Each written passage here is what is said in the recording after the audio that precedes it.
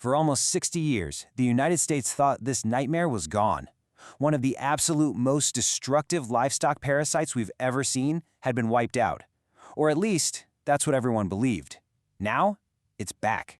And what started with just a single calf down in South Texas is looking a lot less like an isolated veterinary hiccup and way more like the very first crack in a massive systemic failure that's unfolding right now. We are literally watching a biological breach penetrate one of the most protected agricultural systems on the planet. Because the crazy thing is, this wasn't some sudden, overnight appearance. It was a slow, unstoppable failure of containment moving north over several years. Back in 2023, a critical biological barrier in the Darien Gap of Panama completely collapsed.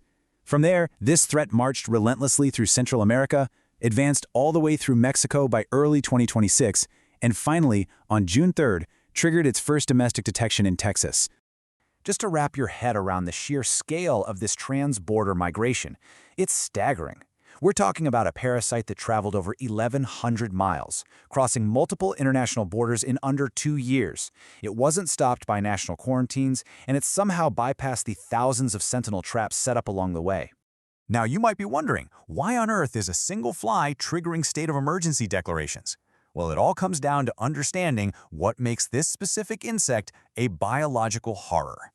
See, most people think of blowflies as scavengers, like the secondary screwworm, which feeds on decaying dead tissue. But the New World Screwworm, it's an obligate parasite. That means it feeds strictly on living, healthy tissue. Not dead flesh, living flesh. And the math behind this threat is just brutal. The entire life cycle is a mere 21 days. A single female fly hones in on any open wound. We're talking a scrape from a wire fence, a tiny tick bite, or even the umbilical stump of a newborn calf, and she lays up to 300 eggs. When those larvae hatch, they burrow deep in healthy muscle like screws driven into wood. Left untreated, this causes severe toxemia and can take down a fully grown animal in just 7 to 14 days. All of a sudden, even a minor scratch demands emergency life-saving attention. But you zoom out from the microscopic biology, and you're looking at a macroeconomic catastrophe. $1.8 to $2.1 billion. That is the estimated annual damage this parasite could inflict on the U.S. cattle industry if it manages to establish a permanent foothold. Take the South Texas detection zone, for example. You've got hundreds of thousands of head of cattle sitting directly in the line of fire. Because of how this parasite operates, ranchers can't just passively monitor their pastures anymore. They're being forced into incredibly expensive, highly intensive daily physical inspections of every single animal, looking for wounds no bigger than a dime. And those ripple effects, they're already tearing through the supply chain. International trade borders instantly slammed shut. Canada actually banned all livestock imports from Texas right out of the gate. Domestically, states like Georgia are restricting animal movement. Meatpacking plants, which were already operating on razor-thin margins because of historically low cattle supplies, are facing massive throughput reductions.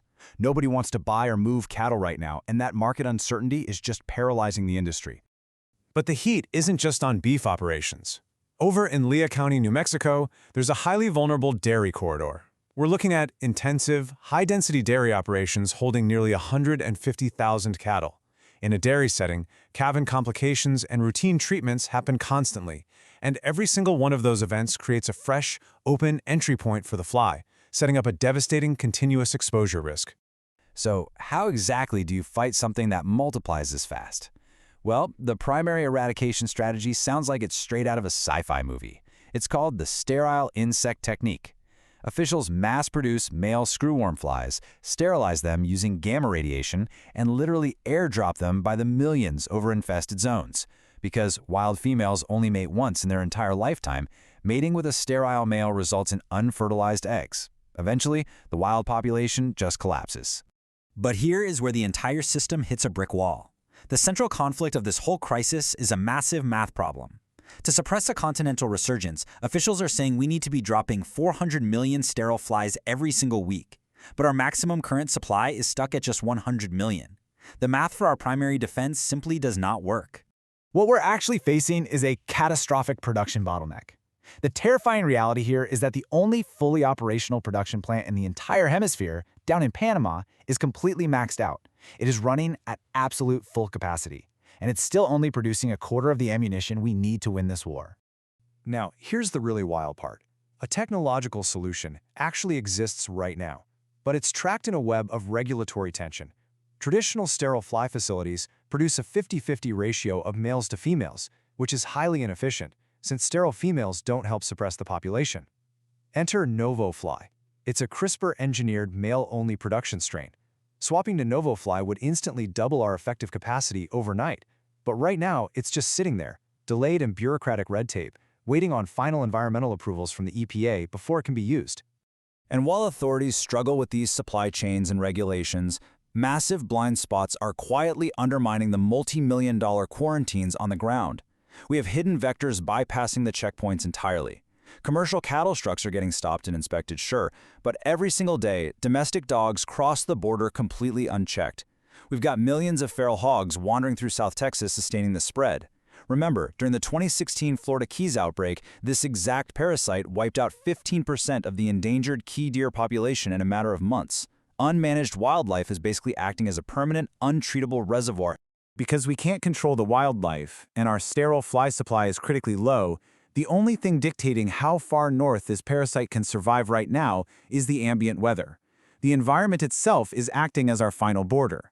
The screwworm has a lower thermal threshold for survival, meaning it needs a certain amount of warmth to keep its rapid 21-day life cycle going.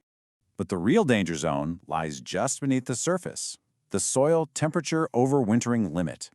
When the larvae drop into the soil to pupate, they become highly sensitive to cold.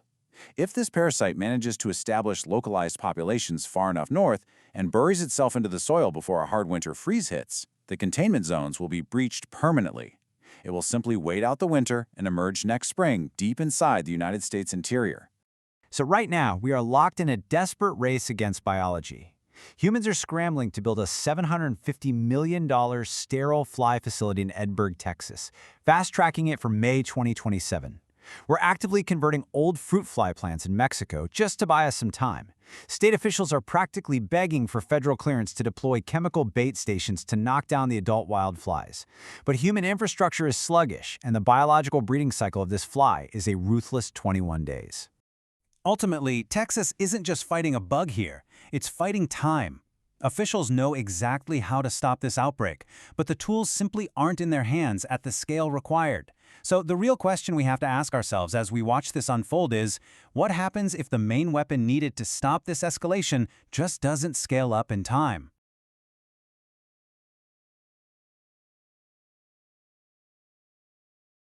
An investment in knowledge pays the best interest, so why not invest in this channel? Click like and subscribe for more.